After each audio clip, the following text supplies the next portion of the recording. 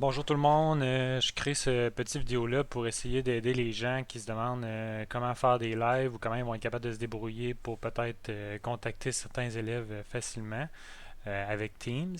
Euh, je vous préviens, je ne suis pas un expert de Teams, je suis seulement quelqu'un qui se débrouille bien avec la technologie en général. Puis en touchant un peu au logiciel, j'ai remarqué peut-être deux façons qui seraient faciles pour les élèves d'atteindre une discussion live avec leur prof. Parce que les façons que je vais vous montrer, c'est pas nécessairement les façons les plus belles de le faire ou les plus officielles à faire. Ça va être la façon la plus facile dans le sens que l'élève clique sur un lien, puis à la limite, il apparaît tout de suite, puis dans votre discussion. Parce que si moi je me fie à mes élèves à moi, si ça tombe deux, trois liens, puis là une étape de plus, puis là oublie pas de faire ça, c'est là que je risque de les perdre. Donc voici deux façons que j'ai trouvées d'aller atteindre les élèves facilement, au minimum pour avoir la première rencontre, puis peut-être leur expliquer la prochaine fois comment ça va se passer, mais au minimum pour la première rencontre, s'assurer qu'on est capable de les atteindre. Donc la première manière, peut-être la manière la moins durable, mais la plus facile, première chose que tu dois aller faire, que tu dois faire, Office 365 sur ton site. Là maintenant, je parle comme enseignant, comment je l'organise. Donc Office 365, moi ça se connecte automatiquement, donc ça s'est connecté sur le code du bois commercial csbf.qc.ca. Je m'en vais sur calendrier.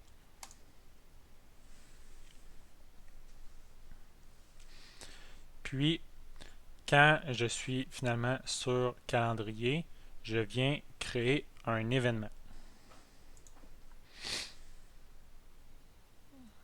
Donc, avec ce fameux événement-là, là, moi, je vais rien écrire de spécial, mais j'irai écrire les différentes informations qui sont importantes. Fait que là, moi, j'écris comme nom test. La date importe peu. Fait que pour moi, fait que j'écris 21 mai de midi à midi et demi. Puis, qu'est-ce qui est important, c'est que je viens cocher ici Réunion Teams. Donc, automatiquement, en cochant euh, cette petite section-là, je viens de spécifier que je vais faire une discussion à cette date-là au logiciel Teams en général. Donc, maintenant que ça c'est coché, c'était le plus important, enregistrer. Puis, je m'en viens le chercher dans mon calendrier ici, le 21. Je clique deux fois dessus pour finalement voir cette page-là apparaître. La section la plus importante dans tout cela, c'est la section Rejoindre la réunion Microsoft Teams et Options de réunion. Je commence par Options de réunion, je clique sur Options, nouvelle page qui s'ouvre.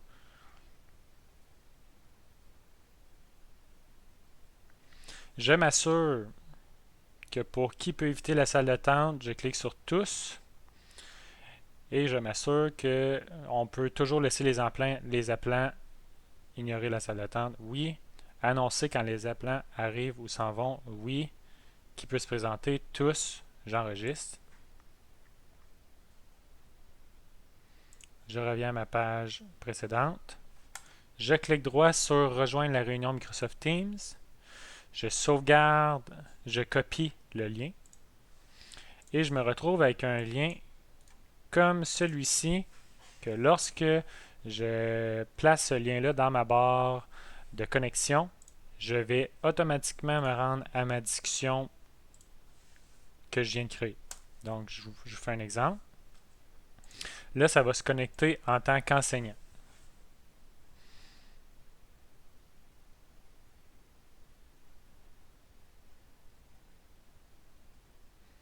Donc, pour que ça fonctionne, c'est important que l'enseignant soit connecté à la bonne heure. S'il n'est pas connecté à la bonne heure, les élèves ne seront pas capables de s'ajouter à la discussion. Donc, je me retrouve automatiquement, j'ai pas besoin de cliquer sur d'autres choses, je me retrouve automatiquement sur la discussion live. Je clique sur Joindre maintenant. Et maintenant, je suis sur la discussion comme enseignant. Si on regarde qu'est-ce qui se passe pour un élève, je vais essayer de vous le montrer. C'est pas facile à montrer parce que j'ai seulement mon identifiant à moi. Donc, mais vous allez voir, c'est quand même assez facile pour les élèves aussi. Donc, si je suis un élève, je reprends le même lien. Je clique encore une fois que je veux me connecter à partir d'Internet et non de l'application. Vous pouvez vous connecter à partir de l'application, mais l'élève n'aura pas l'application. Donc, je me connecte à partir d'Internet.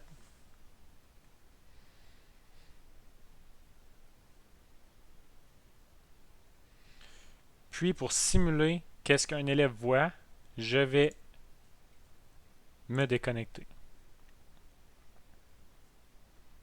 Donc, je remets le lien encore une fois. Je me connecte. Je veux être sur le site Internet.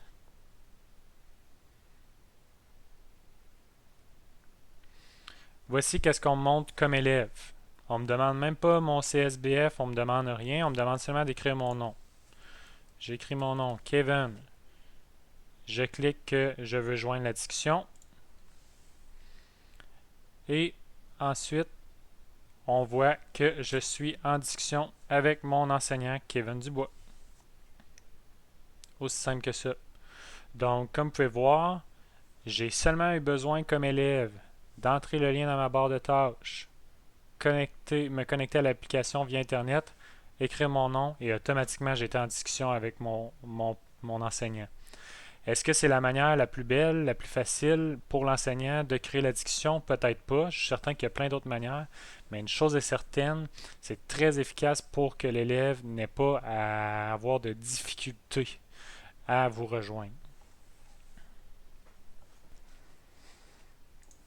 Si on veut y aller d'une façon un petit peu plus compliquée pour l'élève, un petit peu plus simple pour l'enseignant, voici une deuxième manière de créer ces fameuses discussions-là.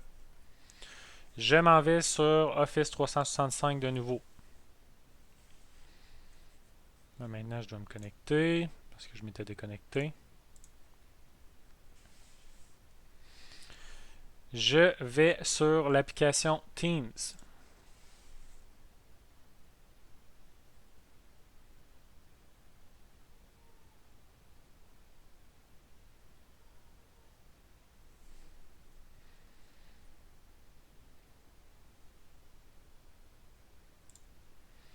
Sur l'application Teams, je crée une équipe. Donc, je vais peut-être un peu trop vite là. J'ai apparu sur la page Teams. En haut à droite, c'est écrit Joindre ou créer une équipe. Je clique sur l'onglet Créer une équipe. Classe. Je l'appelle Test. J'ai deux façons d'inviter mes élèves. Première façon, je peux écrire chacun de leurs emails, un par un. Puis juste en écrivant leur prénom, tu peux l'avoir. Donc, j'écrirai pas de prénom par souci de confidentialité, mais vous avez seulement à écrire leur prénom, puis ça va s'ajouter. Donc, je me retrouve avec une situation où j'ai invité tous mes élèves. Mes élèves ont reçu par email une invitation. Si c'est assez facile pour eux de bien comprendre comment ça fonctionne, ils reçoivent une invitation pour dire qu'ils aimeraient être ajoutés à une équipe. Ensuite, quand ils sont dans le logiciel Teams, donc eux par exemple, ils arrivent dans leur logiciel Teams et ils voient la nouvelle équipe à laquelle ils ont été ajoutés, Test. Ils vont cliquer sur Test, arriver à cette discussion-là, puis lorsque l'enseignant va avoir commencé un live, dans la barre juste ici, on va pouvoir voir une section qui dit est-ce que vous voulez vous joindre à la discussion? Donc, l'élève devra embarquer dans l'application Teams, aller chercher l'équipe dans laquelle il est. Ensuite, quand il va avoir cliqué sur la section ici, il va pouvoir, je vais vous montrer ça ressemble à quoi là. Moi, j'ai cliqué pour créer une discussion dans cette équipe-là. Je clique sur la petite caméra ici. Ça me demande est-ce que vous voulez créer une rencontre maintenant? Oui. et j'ai une discussion avec mon équipe qui commence automatiquement. Donc avec cette façon-là, non, j'ai pas besoin d'envoyer de lien à mes élèves, mais peut-être que eux, ça va être plus compliqué pour eux de trouver le site Teams, de s'assurer de cliquer sur l'équipe, puis de retrouver les différentes choses. Parce que si on regarde dans la perspective d'un élève, il va devoir aller sur Office 365. Ça va être son parcours. Il doit aller sur Office 365. Ensuite, il doit cliquer sur Teams. Lorsque Teams est ouvert,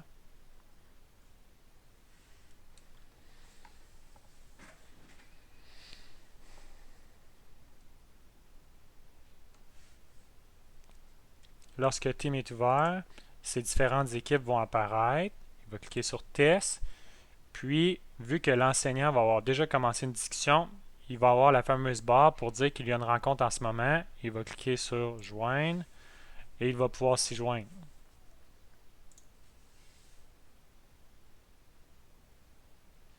Une chose qu'il ne faut pas oublier, c'est que c'est certain qu'à un moment précis, l'élève va être demandé à écrire son CSBF et son code.